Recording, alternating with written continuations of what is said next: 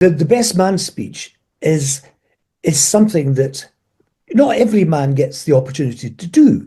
So it's a huge privilege. And, so many people do it in the kind of, at a very basic level. They do all the protocols, right? And they tell a couple of stories. But what I am teaching through this, and I am an accomplished speaker. I mean, I don't just do best man speeches. I've never got married, so it's the only way I get to weddings now.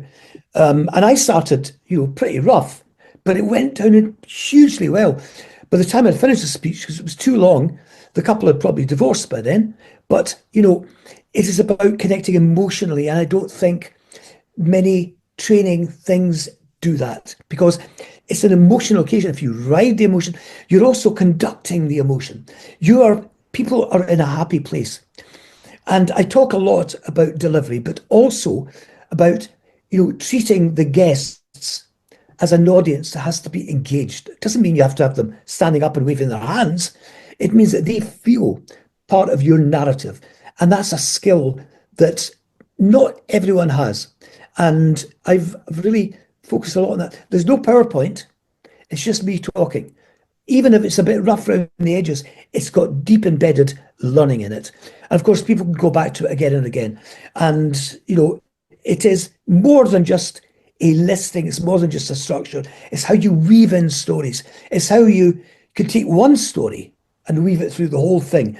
And then, it's about engaging with the audience because you have to understand the audience. Not a lot of best man speakers do that. I want to see the list and I want to hear things about those people in the room. And maybe I want to spring a surprise. And I've talked about that as well. And finally, delivery is everything. And if you're nervous, take your time. Because one of the things that people do a lot is they rush into it and they say blah, blah, blah. And you watch a child reading a poem. It just goes on because they want to get it over with. And a best man's speech is something to savor. It's your moment in the spotlight.